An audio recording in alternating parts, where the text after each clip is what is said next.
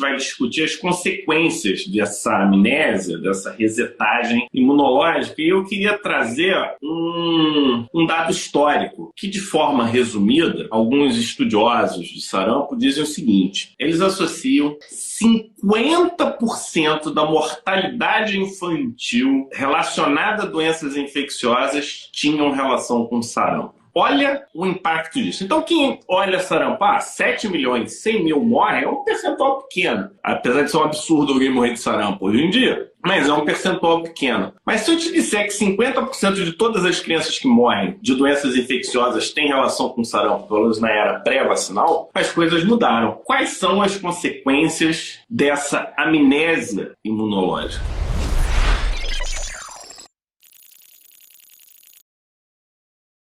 Então, a amnésia imunológica vai deletar, né, aquilo que você criou durante esse banco de dados que você criou contra infecções bacterianas e virais. Então, algumas infecções bacterianas são clássicas no sarampo, pneumonia, as bronquiolites, as otites principalmente, as consideradas mais altas são essas, né? Otite, pneumonia. Otite, em princípio, não mata ninguém, mas pneumonia mata, bronquiolite viral mata, diarreia mata.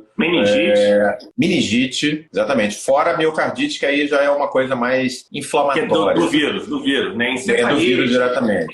É do vírus diretamente. Então, o que acontece com um paciente pós-sarampo? Esse é o grande problema. Você se recupera do sarampo. Você pode até não pode morrer do sarampo, mas você vai recuperar. Só que aí vem as infecções depois. Infecções virais, infecções bacterianas, com uma alta taxa de mortalidade. Então, gente, não é aceitável a não vacinação. E volto a dizer, temos uma vacina já rolando aí, a tríplice viral desde os anos 50, anos 60. Então, não é uma vacina nova. A gente tem experiência de bilhões de doses feitas, praticamente sem efeito colateral, e excelente, extremamente eficaz. Foi capaz, vacina similar, acabou com a Rinderpest no gado, entendeu? Então, gente, não há uma razão lógica para não haver vacinação, ela tem que ser feita, porque o que acontece é que pós-amnésia viral reseta o teu sistema imune, você fica com uma excelente resposta, por sinal, Fábio, para sarampo, viu? Para sarampo, você fica com as tuas memórias imunológicas em dia, mas o resto vai embora. Então, aquela vacina que você fez, você acha que você está protegido para tétano, para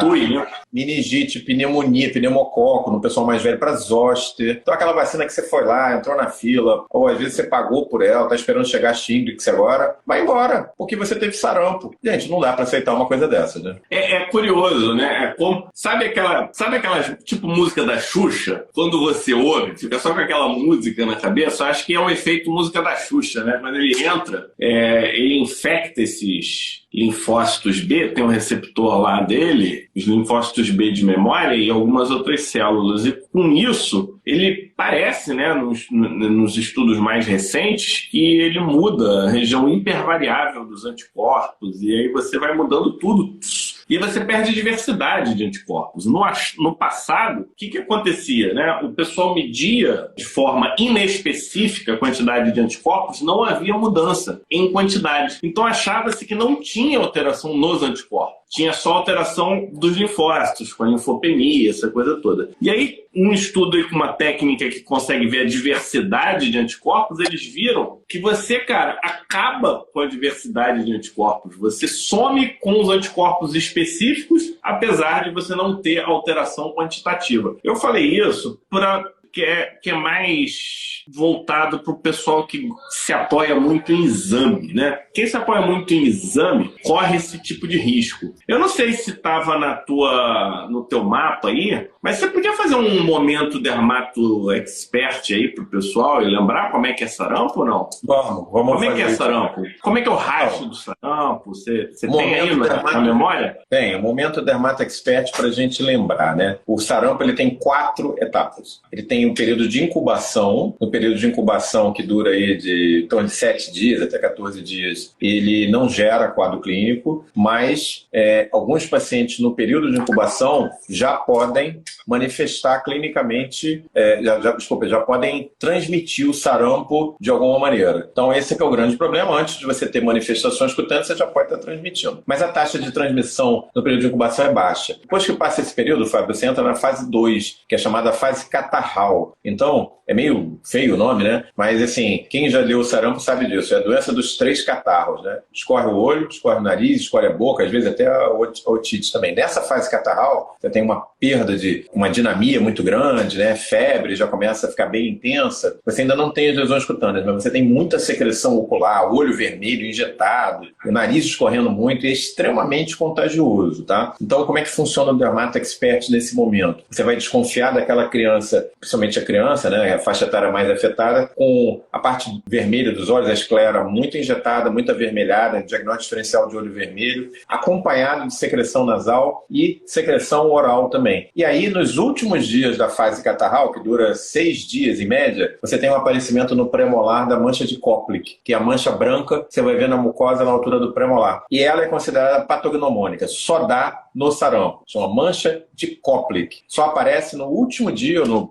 nos 2 últimos dias da fase catarral. Passou a fase catarral de 6 dias, aí você faz a erupção. A erupção é clássica, ela dura uma semana, e ela é crânio caudal, cabeça descendo para o corpo, começa a retroauricular. Então, o que vai, nesse momento, a gente vai perceber, né? A erupção maculopapulosa, ela é bem vermelha, é diferente da rubéola, que é mais clarinha, mais rosa, mas não é tão vermelha e não é tão confluente como a gente vê, por exemplo, como é que chama? Escarlatina. Na escarlatina. Escarlatina. Então, o diagnóstico diferencial fica com a escarlatina, mais vermelha, mais séptica no sentido de prostração, e ela não é tão clara como é na rubéola, mas esse é o diagnóstico diferencial. E aí dura mais ou menos 6 dias. E aí, finalmente, você chega na fase de recuperação, se você der sorte, não morrer nessa fase aí exantemática, que tem mortalidade alta, que é a fase de recuperação, né? Em que o paciente começa a descamar. E essa descamação toda, em larga escala, ela é furfurácea. Para gente que faz dermato, você sabe que é aquela descamação parecendo farinha, né? E que também tende a ser crânio caudal e vai pegar toda essa área que o paciente fez a erupção exantemática. Então, 4 etapas e a brincadeira toda aí pode durar de 2 a 3 semanas, sendo extremamente prostrante para o paciente, a dinâmica. E lembrando que depois você passa por isso tudo e você acha que, beleza, vou seguir a vida em frente, você corre o risco de ter tido amnésia imunológica e começar a ter infecções. O pessoal está perguntando aqui sobre a questão de se deve revacinar todo mundo que teve sarampo. Obviamente que não. Vocês vão dar uma olhada. Existe uma alteração laboratorial, Fábio, que é muito própria do sarampo, né? Que, assim, todas as infecções virais cursam com leucopenia. Mas no caso do sarampo, essa leucopenia é muito intensa e ela pode ter neutropenia também, mas a leucopenia tem que ser mais intensa do que essa neutropenia. Quando você tem muita linfopenia, né, leucopenia, mas por conta de linfócitos, muito intensa, e você teve um quadro mais agressivo, é que você tem que pensar na possibilidade de que tenha havido